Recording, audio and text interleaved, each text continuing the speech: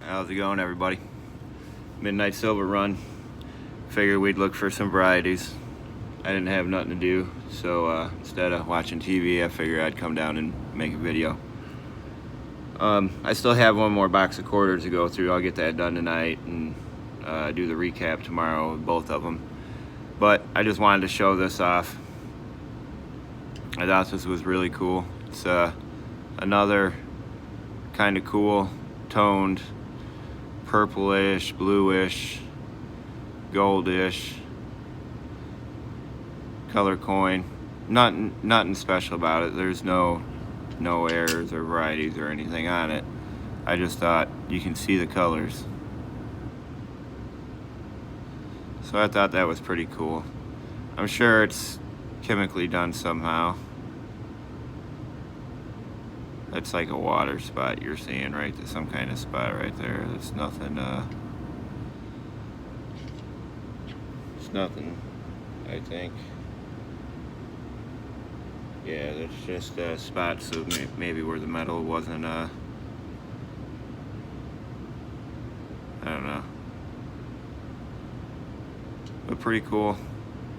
Cool coloring in it. So I'll probably keep it. Really cool. Alrighty.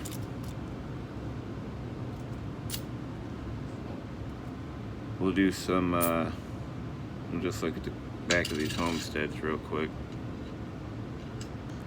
As always.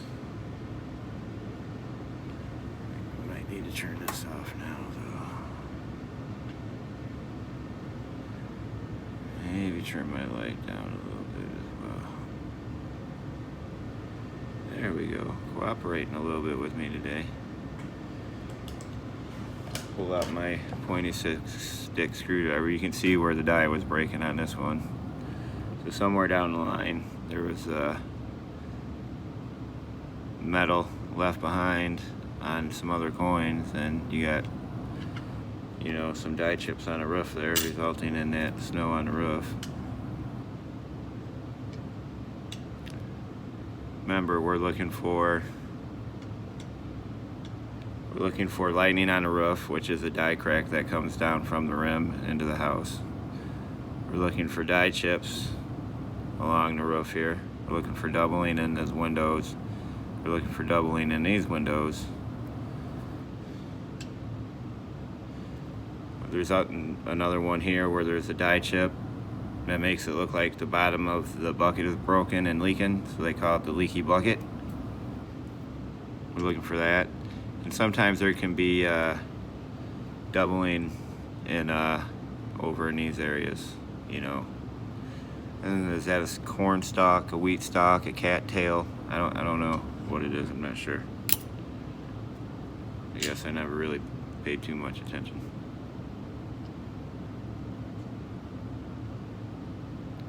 And it doesn't really look like corn, but then again, it kind of does.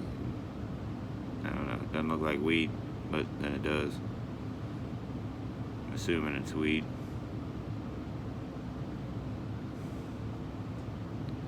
And then there's ones where the doubling of this handle right here is actually in the window back here. You'll see just like the arch of the handle in the window. It's kind of cool.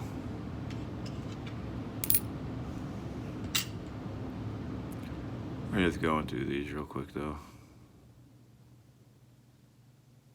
It's one of those things you'll kind of know when you see it.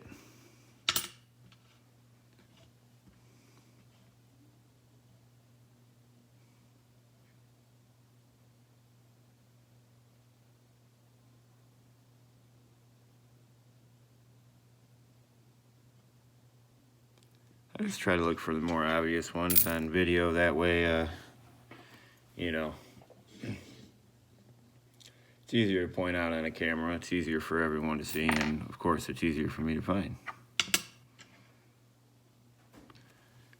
This will be the 89 repunched mint mark.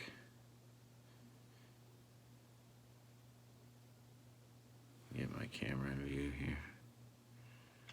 Now again, we're looking for the I call it the spine. I'm not sure what it is, but this area right here, you can see where there was one D, and then another D will be going this way. So you'll see the spine of another D, and then this D you'll see on top of it.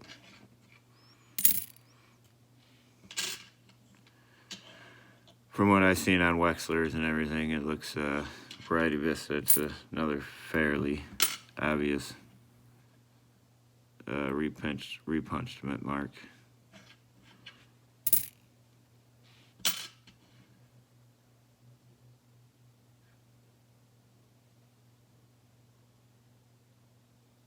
I believe that's just damage.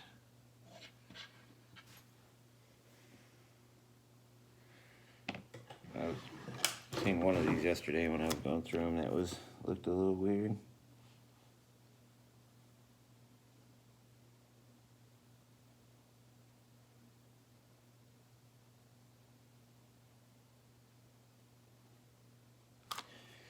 Yeah, I don't know what it is. I don't think it's anything special though. It's maybe a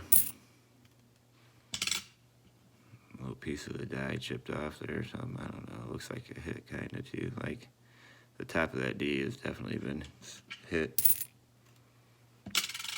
Now just imagine if it pushed it, you know, in or something. That's kind of what it looks like on the other one, like that one right there. You can kind of see the hit on the inside of the D.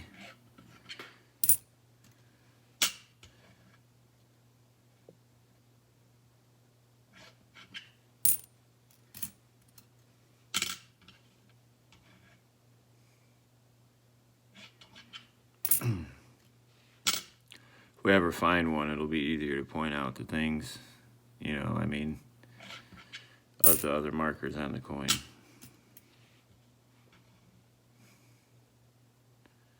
The top of the mint mark will be kind of skinnier compared to the normalcy of the mint mark. The front bottom will be a little bit thicker.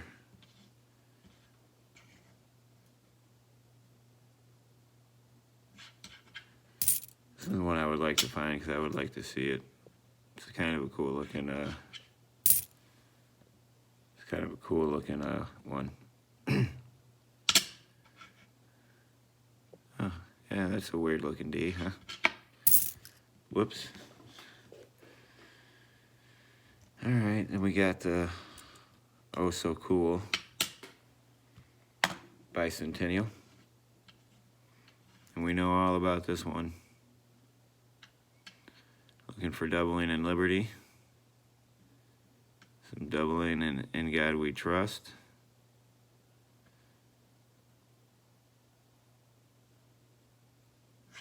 The one in God We Trust, I think, is a little bit harder to spot. From what I've seen of it on Variety Vista. You're not saying we can't see it here.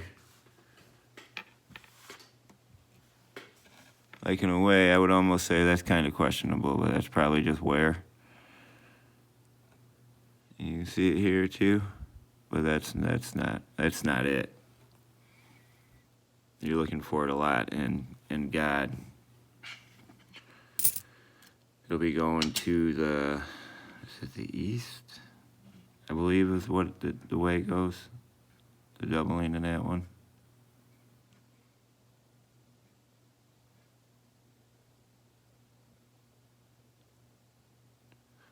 At least these look pretty clean. That's a good thing. Not too often.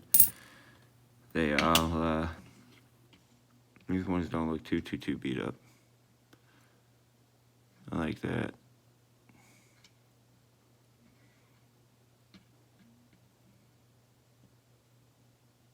Big difference in these quarters and then the ones I was getting. I had made an agreement with my one bank that I would, pick up quarters from them and take them to my other bank and pick up my halves and then bring it to the other bank, just so not one bank was getting all the change, just trying to be nice. Well, this week my bank pretty much told me that even though they had ordered more coins for me, they had given them to someone else.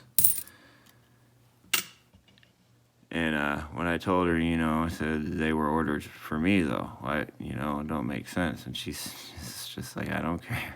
It was pretty much what she said. So I went back to the original bank I was getting the better quarters from, and well, I guess I'll just keep depositing them there until they say something. And then I might even pay their whatever their little nonsense fee is for depositing them, just to make them keep having to deal with them. Because honestly, at that point in time, you could take them to a Coinstar, and it would probably be about the same amount, you know what I mean, and the fee. So, considering,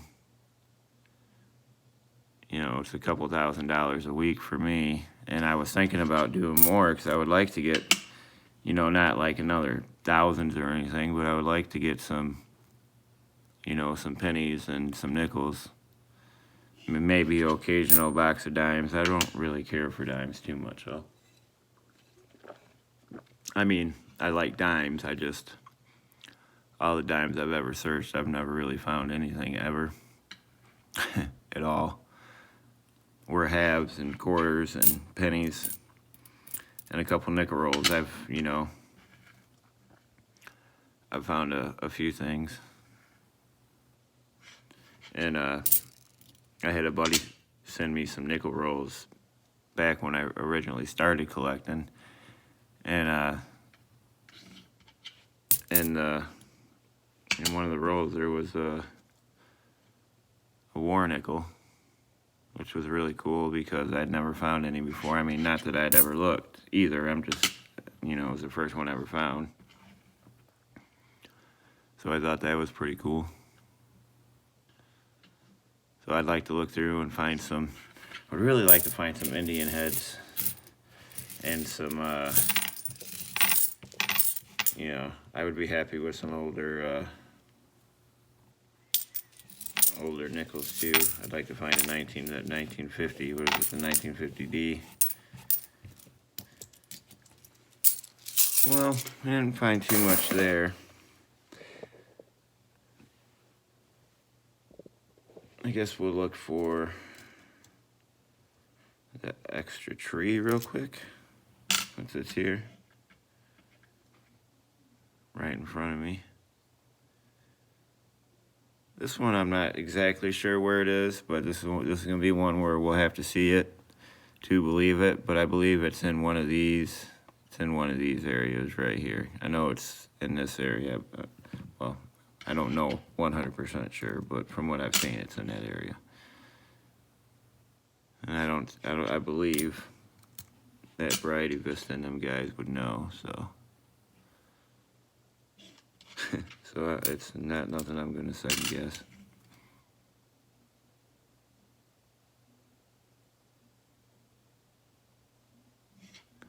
When you find little things in between the trees, when you really got to look. There's just two little pieces of a die chip or something that broke. I don't know exactly what it is. Could be doubling, I guess. Somehow a piece of the die got marked up in those two areas, leaving a couple indentions, which then when the coin was minted, it left behind something, resulting in somewhat bit of a tree looking part, and therefore dubbed the extra tree, I guess. Something along those lines. I don't know. I guess I have to look up what it actually is.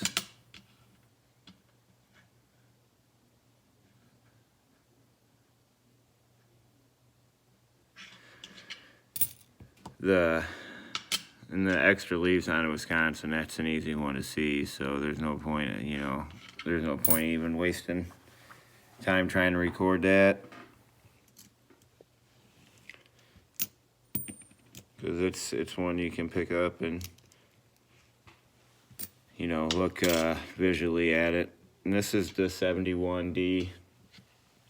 Well, this is 71D, Denver or Philadelphia, either or. Double die reverse. And again, this is one that's fairly obvious, and you'll see it in doubling throughout pretty much all of the lettering on the back. Some places a lot better than others, of course. But United States of America, I think, was one of the best places to see it. You'd see it in E Pluribus Unum a little bit, and you could see it in $quarter here and there. And you can also see that that is not one.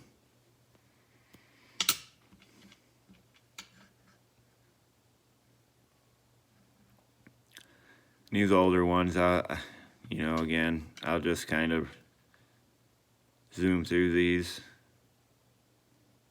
I don't see anything that catches my eye right offhand. Between the wear and everything, I just move on to the next one.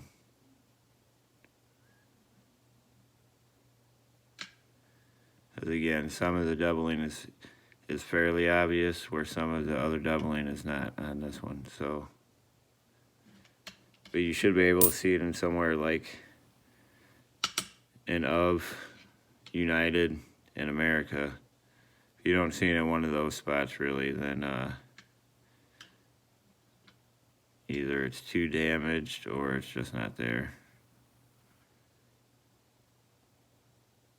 Wear plays a big factor in those types of things, you know, being able to, especially depending on if it's light doubling, if you can see it fairly easily, you know, all that matters when it comes to wear. And this will be the 70D, 1970 Denver, double die obverse.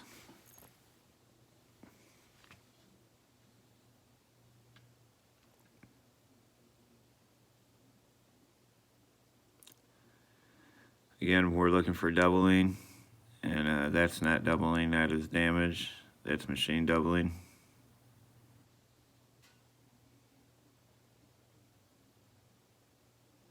Die deterioration or something, that's definitely not doubling now.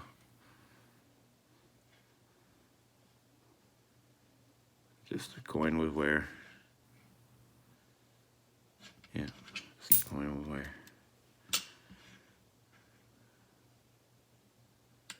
Same thing, looking for doubling in Liberty. Some doubling in In God We Trust. I think there's a little bit. This is one of those things where it's like a little bit, 1970. So I usually try to go by Liberty first. You should see some kind of double seraphine.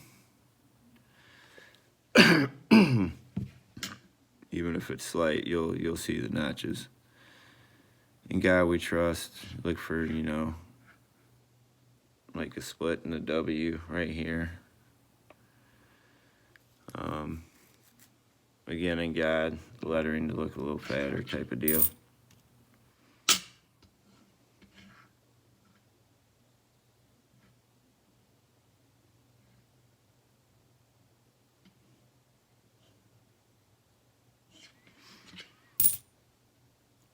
Should probably look up like the facts, like how many of these have been found, how many have been graded, how many are known, you know, how many known examples are out there, type of deal. It'd be nice to know some of these things, instead of just looking at them and being like, oh, hey, you know.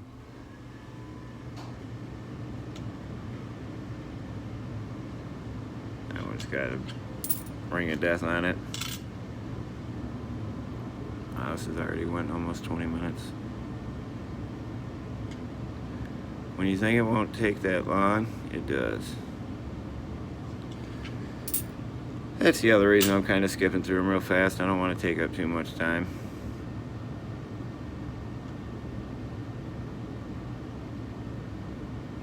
Just kind of get a look of it real quick and push on to the next one. I have my 66s up next, and then that'll be it for the quarters.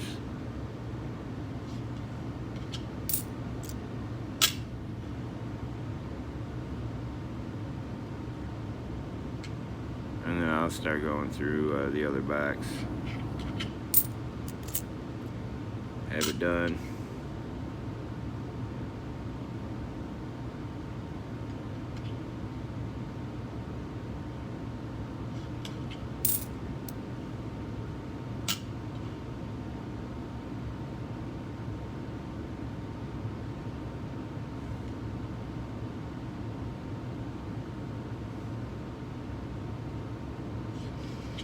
Shadows aren't helping either sometimes.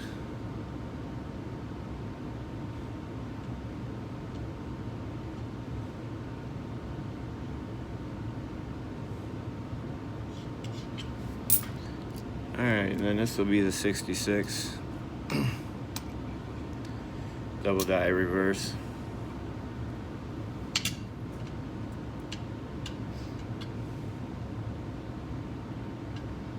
And we're looking for it again in United States of America, E pluribus unum,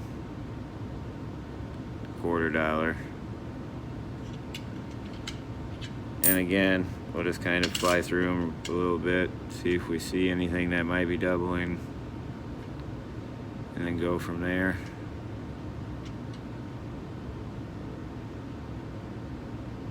Because good chances are we're not really going to like a hit from the rim. Get that one real quick.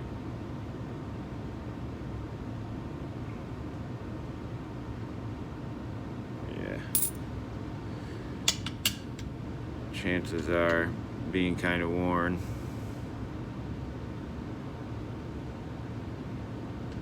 See, some of these, the older they get, the harder it will be to find them, not because they're not out there, but because, you know, they're old, they're getting worn, you know, daily use. Can only hold up for so long, especially when you're possibly getting handled, you know, however many times a day, a week, a month, a year. And then to make it through the gauntlet of a coin roll machine time after time after time without having anything happen. You know, so a lot of these are getting harder to find just for a simple reason. They're getting worn on. You're getting so used.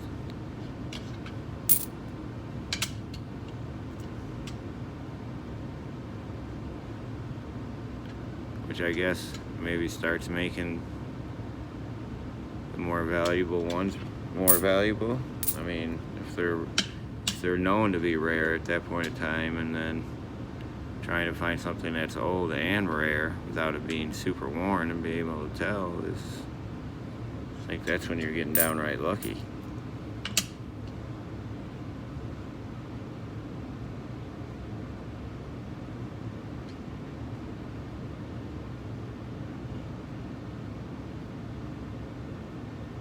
I seen something, but I did not.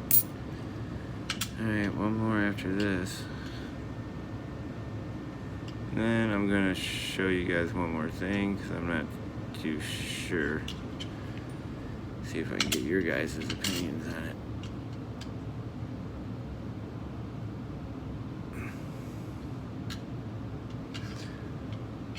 Okay, so, and I'll probably bring this back up in my recap just to see if I can get more ideas. But everyone's heard of improperly annealed coin, I'm sure, by now. Does anyone know exactly how to spot a properly annealed coin, improperly annealed coin? Because from the little bit of reading I've done, to me it seems like it might match up a little bit to not being properly annealed, or the process wasn't done properly. Kind of hard to tell here, but the coin is black or blacker, blackish. It doesn't look chemicaled. It still has its luster. Let me see if maybe I can. Where's the camera at? There it is. It still has its luster. You can see how it's black, grayish black.